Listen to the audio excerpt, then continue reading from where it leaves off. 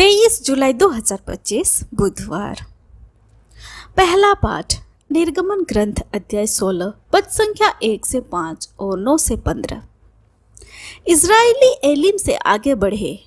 मिस्र देश से निकलने के बाद दूसरे महीने के 15वें दिन इजरायलियों का सारा समुदाय एलीम और सिनाई के बीच सिन नामक मरुभूमि पहुंचा।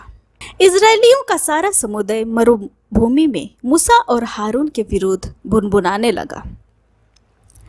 इजरायलियों ने उनसे कहा, हम जिस समय मिस्र देश से मांस की हड्डियों के सामने बैठते थे और इच्छा भर रोटी खाते थे, यदि हम उस समय प्रभु के हाथ मर गए होते तो कितना अच्छा होता। आप हमको इस मरुभूमि में इसलिए ले आए हैं कि हम सब के सब भूख को मर जाएं। प्रभु ने मूसा से कहा, मैं तुम लोगों के लिए आकाश से रोटी बरसाऊंगा। तुम लोग बाहर निकलकर प्रतिदिन एक एक दिन का भोजन बटोर लिया करेंगे। मैं इस तरह उनकी परीक्षा लूंगा और देखूंगा कि वे मेरी संहिता का पालन करते हैं या नहीं। छठे दिन उन्हें दूसरे दिनों की अपेक्षा दोगुनी रोटी बटोर कर तैयार करनी चाहिए। मूसा और हारून ने इजरायलियों के सारे समुदाय को संबोधित करते हुए कहा, आज शाम तुम लोग जानोगे कि प्रभु ही तुम लोगों के मिस्र से निकाल लाया और कल सुबह तुम प्रभु की महिमा देखोगे, क्योंकि प्रभु अपने विरुद्ध तुम्हारी शिकायतें सुन चुका है। हम कौन होते हैं जो तुम हमारे विरुद्ध बुनबुनाते हो? मूसा ने कहा, प्रभु आज शाम को तुम्हें खाने के लिए मांस देगा और कल सुबह इच्छा भर रोटी, क्योंकि प्रभु अपने विरुद्ध तुम्हारा बुनबुनाना सुन चुका है। हम कौन होते हैं? तुम लोगों ने हमारे विरुद्ध नहीं बल्कि प्रभु के विरुद्ध बुनबुनाया है।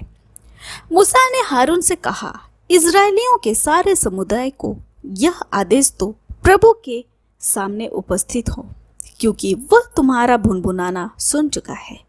जब हारून इजरायलियों को संबोधित कर रहा था तो उन्होंने मुड़कर मरुभूमि की ओर देखा और प्रभु की महिमा बादल के रूप में उन्हें दिखाई दी।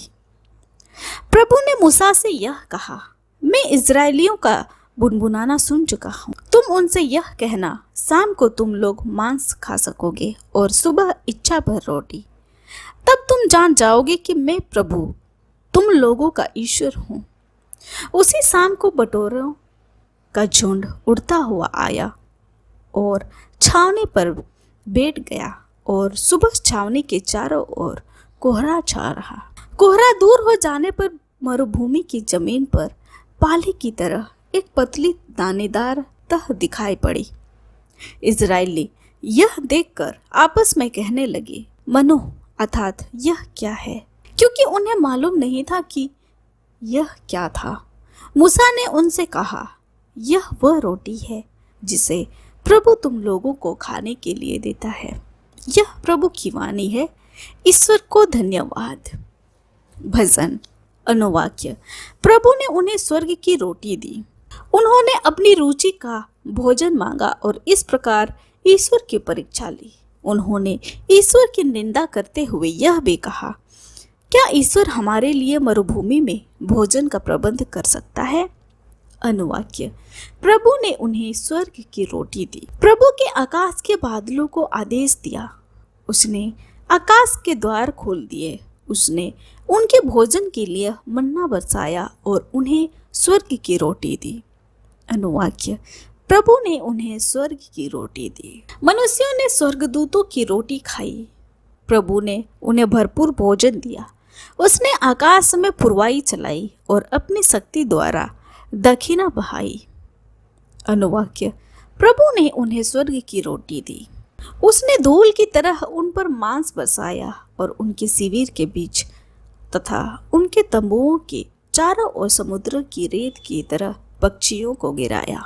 जय घोष। हालेलुया। बीज ईश्वर का वचन है और बोने वाले मसीह।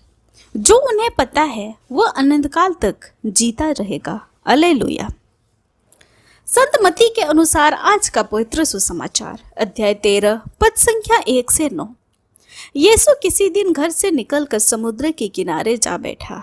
उनके पास इतनी बड़ी भीड़ इकट्ठी हो गई कि वह नाव पर चढ़कर बैठ गए और सारी भीड़ तट पर बनी रही। वह दृष्टांतों द्वारा उन्हें बहुत सी बातें समझाने लगे। उन्होंने कहा, सुनो, कोई बोने वाला बीज बोने निकला। बोते बोते कुछ बीज रास्ते के किनारे गिरे और आकाश के पक्षियों ने आकर उन्हें चुग लिया। कुछ बीज पथरीली भूमि पर गिरे जहां उन्हें अधिक मिट्टी नहीं मिली। वे जल्दी ही उठ गए क्योंकि उनकी मिट्टी गहरी नहीं थी। सूरज चढ़ने पर वे झुलस गए और जड़ न होने के कारण सूख गए।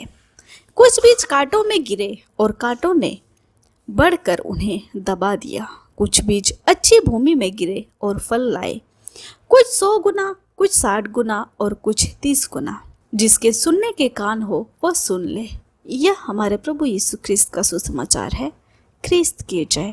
तो आइए आज के पाठों पर थोड़ा सा मनन चिंतन करते हैं। इजरायली के मरुभूमि की यात्रा हमें यह सिखाती है कि जब हम ईश्वर पर पूरी तरह निर्भर होते हैं तो वह हमें वह सब प्रदान करता है जिसकी हमें ज़रूरत होती है, जिससे उन्होंने मन्ना और बटेर देकर इजरायलियों की भूख मिटाई। लेकिन यह भोजन केवल शरीर के लिए ही नहीं था, यह विश्वास और आज्ञाकारिता की परीक्षा भी थी। प्रभु ने उन्हें प्रतिदिन का अन्न दिया, यानी वे उनके प्रतिदिन की आवश्यकताओं की पूरी करता है, न कि भविष्य के भय के अनुसार। ठीक उसी प्रकार यीशु हमें रोज की रोटी मांगना सिखाते हैं। सुसमाचार में यीशु का बीज बोने वाला का दृष्टांत दर्शाता है कि प्रभु का वचन हर दिल में बोया जाता है, परंतु फल केवल वही दिल लाता है जो तैयार, सुनने वाला और नम्र होता है। जैसे मन्ना प्रतिदिन ताजा था, वैसे ही ईश्वर का वचन भी प्रतिदिन नया पोषण है। यदि हम अपने हृदय को कठोरता, चिंता या शारीरिक लालच से मुक्त करें तो वह वचन हमारे जीवन के 100 गुना फल ला सकता है।